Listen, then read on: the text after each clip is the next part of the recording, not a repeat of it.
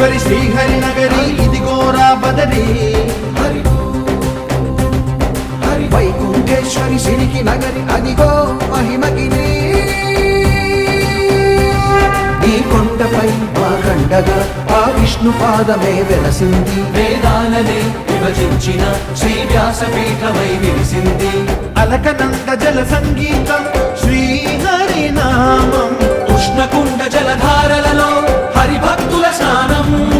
జ్ఞానం మోక్షం మొసగే వైకుంఠ